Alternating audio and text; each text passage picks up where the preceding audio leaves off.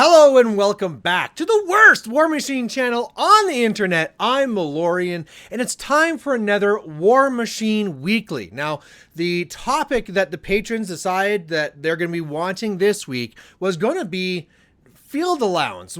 Is it good for the game? What's the right one to be doing? And I know this sounds like a weird, boring topic. There's so many rules and things out there changing. Shouldn't we be talking about that? However, I feel that field allowance is one of those kind of core characteristics of a game that we all take for granted and never really think about. And yet, at this time right now where we're really changing the way that Warmachine is going to be played, right? New devs are in here, they're changing different rules, just little buffs and nerfs, but also changing mechanics at the same time. I think now is the time we should be thinking and reevaluating field allowance and what is it actually doing for the game. So the way that we're actually going to be running through this video today is first we're going to start with just a quick little explanation of what field allowance is, and then we're going to go through some options, and then at the end, say which one I think is going to be the best one for Warmachine. So from the very beginning, what is this field allowance? Some of you might kind of know what it is all about. Some of you might just know oh, it's something on the card. But really, it is a core characteristic of a game that controls what you're able to use when you're creating your army, right? Now, you might have played other games. Maybe you've only played Warmachine, but if you've played multiple different tabletop war games, you might notice a difference in the way that they actually handle field allowance. So when you're constructing your army, you can take one of these, you can take two of these, oh, you can take this for every this that you take. It is really the restrictions put in place on how you're going to be building your army. And this is really important, right? If this is something else where you are having a set force, boom, here it is. That's it. This would not be required, right? The field allowance is one army of whatever it made for you. But as soon as you have a system where you have the power to be creating your own list, you need field allowance to be one of the characteristics there so that there's some guidance on what the players can do. Can I be just taking all of this? Do I need to take at least one of these? These are things that really, again, seem minor, but it really then develops and defines how the game is actually going to be played. Imagine there was no field allowance whatsoever in Warmachine. Go ahead, take whatever you want. Well, maybe one of the first things you're thinking about is well, why don't I just take all the casters? There's no limit saying how many casters I can take. Why don't I actually take the casters more than once? What if I take 10 Haley 2s? What if I take 100 Haley 2s? Okay, we'll put in some field allowance. We'll say you can only take one of those. Okay, well, what about the other things? What am I going to be taking now? Again, now that we're looking at how that actually constructs your force, you can see why these definitions are so important. So let's talk about the first idea, which is going to be basically FAU, Field Allowance Unlimited. This is basically just saying okay, field allowance, ignore it. Do it whatever you want. Now, the benefits and the reason why you might want to have field allowance unlimited is that the reason why players are drawn to this type of a game is that they get to express their creativity. They get to build the forest. They get to decide that, yeah, I think these are cool. I want to be picking these. I think these are really cool. I want to be doing more of these. Just imagine if I really liked cavalry forces. Sure, I could take one unit, but wouldn't I like to put in more? And maybe I had the lucky faction that has multiple cav units that actually can be used in there. But if that's not the case, well, then I would really rather double up on the ones I can or triple up or whatever. And so giving that ability to the player really, as I said, lets them express themselves. Now, what is the negatives of having FAU? Well, obviously things can be spammed, and spamming things is bad for two reasons. One, it's going to be making it so that for the players, it gets a little bit boring, right? Oh, there's one really good thing. Oh, what do you know? You took your 10 Death Archons this time because they're FAU. All right, let's do this again. Whatever is deemed the best, boom, it's going to be a lot of it right there. And that's just not really enjoyable to see lots of the same thing all the time. Let's also think about it from Privateer Press's point of view as well. If you're a game developer and you make a little mistake. Again, you want a balanced game, but nobody's perfect. Little things will be better than others. And if your players realize, like, aha, this is the number one thing to do for the points, it is the best bang for your buck, boom, I'm going to push it out. Well, if things are FAU, that as a developer, that causes a much larger problem for you. Because if it was a thing where like one model is a little bit too strong, if you can only be taking one of it, well, then sure, that's not so bad. You know, it'll show up, gas before will be a problem, but it's a limited problem.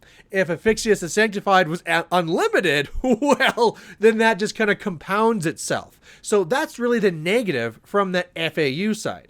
So really good for creativity, but on the negative side, lends itself to spam, and then as well, kind of let some of those game imbalances really be exasperated past the point that they probably should be.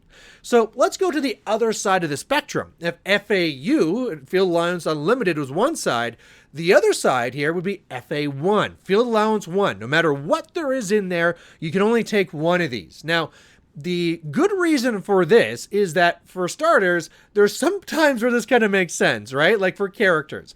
By the way, that's why that's also in Warmachine. You might have noticed that some things are FA1 and some things are FAC. What the hell's up with that? Well, these are characters like Gorman, like whatever character we're going to be talking about. And back in the olden days, these were so unique that the difference between FA1 and FAC is if it was FAC, a character, you could only be taking one of them over all your lists. So if you're playing in a 2-list format, a 3-list format, you're only taking one Gorman across all those lists, as opposed to FA1, where you could be taking one in each of those lists. So that's a quick little thing that kind of like is good to explain, because that's another option that's in there. Something where you have a little bit more limitations, a little bit more details going in there. But anyway, FA1. If this whole game was FA1, kind of like how Warmachine is really set up for the most part, there are some things that are FA2, blah, blah, blah, but most of it's FA1. What are the benefits of this? Well, it's really just the inverse of everything we said on the other side. So the big positive thing that we can be saying here is that if there's any imbalances, they're going to be limited, right? If there's one super powerful thing, it's going to really reduce it. Another really important thing to stress here, though, is it also is going to diversify lists. Not diversify as far as like if I look at 100 lists, they're all going to be different. But if I'm looking in one list, it's going to be containing a lot more different pieces inside it, because I can't just choose to take, 10 hunters or whatever it is. I can only take one, and then I have to take the next thing and the next thing and the next thing. So what that really does for you then is, from the game side, really help you balance stuff, and then from the player side, really forces the idea that every time you see a list, it's going to be very diversified and there'll be different elements inside of it. Maybe in some cases they're characters, so that makes sense, but whether they're characters or not, you're only going to see one of them. What's the negative of FA1? If this thing's so great and Warmachine's doing it, why is this even an issue? Well, the issue is one, I had to really define before that diversity because like I kind of was saying there, like the one list might be diverse in itself, but when you compare it to list to list to list to list, there's going to be a lot of stagnation over there. Because again, the whole reason why people spam things is because they find whatever's perfect and they take a lot of it. Okay, well, if we take that ability away, what are these gamers going to do? What's the best thing? Take it. It's in my list. What's the next best thing? Take it. It's in my list. What's the next best thing? The next. And what you're going to really see then is that over the lists, it's really just the same core things. Maybe we get down the line, you might see something where like, okay, this person valued this versus this, and there'll be a slight difference, but the core army is going to be vastly the same and not really as diverse as we had talked about. And again, that type of idea where people also, like there's one side for the competitive side and there's the other side where you just really want to customize these things, right? Like maybe I'm a player like, look, I just really like doing the range game and I can be taking one of each, but it's really not what I'm after, right? I'm used to playing in other games where if I like something, I buy them and I use them, whether I'm doing this casually or competitively. I want to build this to be the force that I want, and one of each is kind of overly restrictive when it's not really necessary necessary for a competitive type game. Another thing that can come up too, which is important to bring up, is that sometimes, especially if people are used to other games where you can be taking more than one, they'll go to the store, they'll be like, yeah, that's awesome, buy that, bring it in and be like, well, what do you mean it's FA1? I bought 2 or 3 of these things. Well, crap, now I wasted my money. So that's a minor point and really something where somebody just didn't understand. It could also be argued, well, if somebody bought 2 Haley 2s, right? But it's something to also keep in mind. So it's that creativity. So we have these two opposites. We have our unlimited and our FA1. And obviously, if there's 2 extremes, there's also the in-between. And that's really what Games Workshop is going with right now. So really, there's a spectrum going across. Some things are FAC, some things are FA1, FA2, FA3, some are unlimited. So why did Privateer Press go this way? What are the benefits to doing this? Well, the hope is that you're getting the benefits from both sides there, that you could be going and saying like, okay, this thing is fine to allow people to get their creativity going. Take as many trenchers as you want. This will be FAU. Whereas this thing, I want to put some brakes on this. I don't want to see this spammed. I'm going to make this lower. You can also do this stuff for the FA1 for like the characters. Make sure there's only one there and really make sure that you can kind of make it make sense, right? So it's not really forced to like, well, just take FAU of anything or no, you can only take one of whatever. You can really look at your forces, go across them and decide, does it make sense that you'd have more than one? Should we be limiting this to 2? Is it fine to go unlimited? And then whatever those game developers decide, boom, they do it. Well, that's fantastic. What is the negative then if this is what Privateer Press decided to do? You know, what are they leaving on the table? What's the problem with what's going on right now?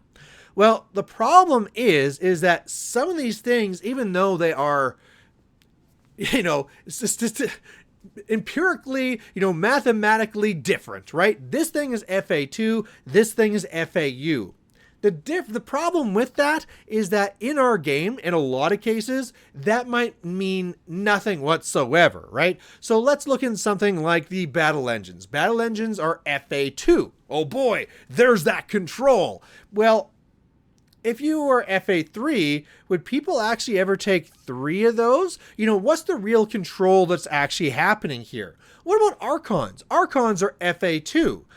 Would people ever take more of them? Maybe, but if you're doing that, here's us putting a negative here for the company. It also means that people aren't buying more. I bet there are people out there that would love to be like, I want to get as many Death Archons, as many whatever Archons I want, and I'm just going to have this Angel army and go. So there's still that limitations that our people are going to feel. And even though on the other side, the game developers are saying that we're setting these numbers all the way across because they make sense to the players, there'll be times being like, well, why is that FA2?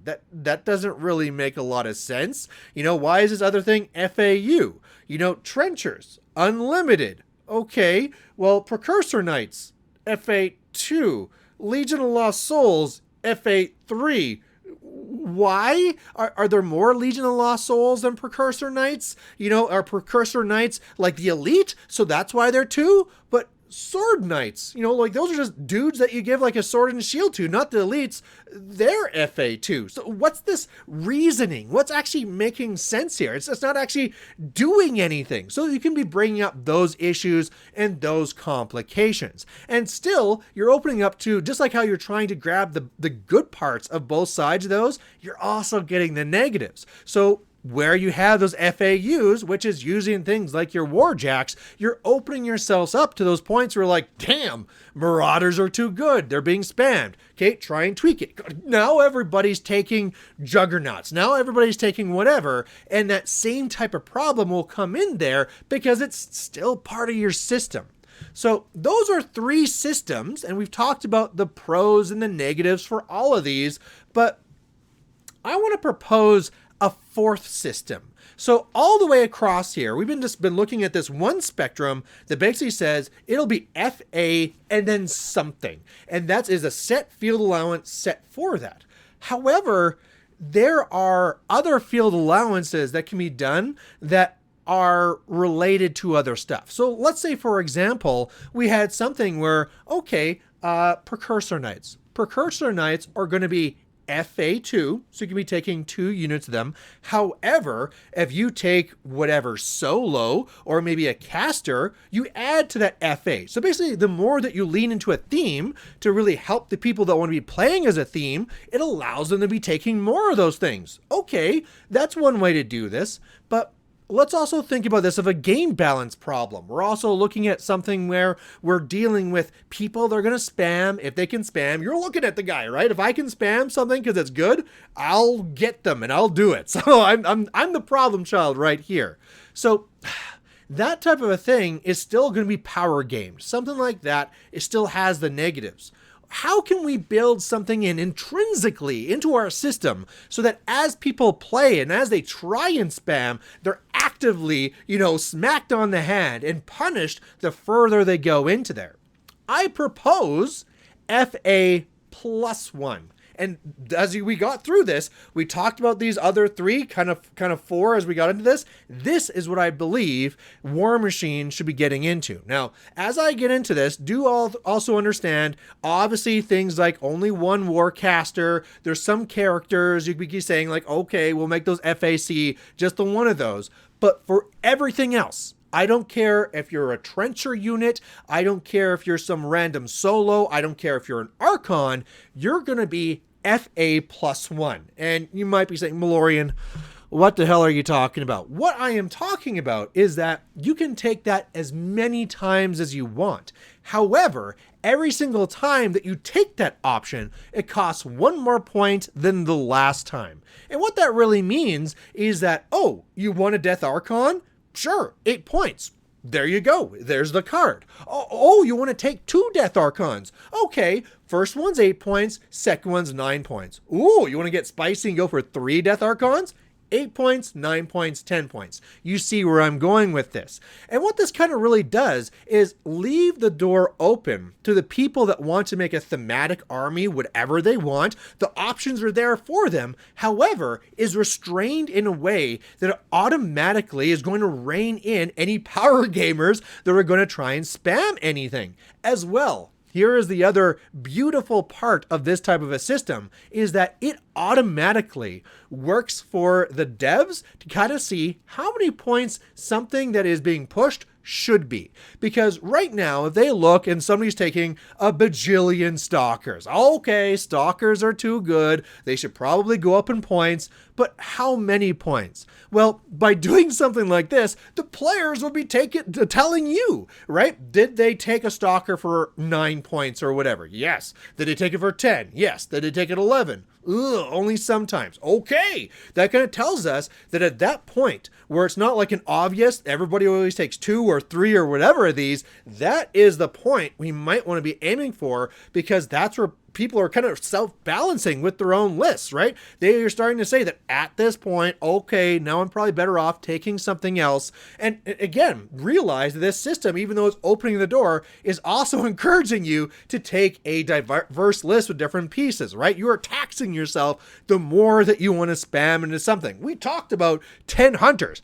That won't happen anymore, right? You might see like 5 hunters or 6 if someone is really going crazy, but you're not going to be seeing these like 10, everything in all the way. And I think that's really good for a lot of reasons. Again, for the type of things that we said, for the developers and the self-taxing and controlling of the game, but also just for the players too. Because honestly, going to a table with Sloan and 10 hunters is kind of a waste of a game. You know that the majority of the time is going to be put into deployment, and then like either you're going to win or lose on turn 2, and there you go. So it'd be really good to try and work these things out of the game and balance it all at the same time.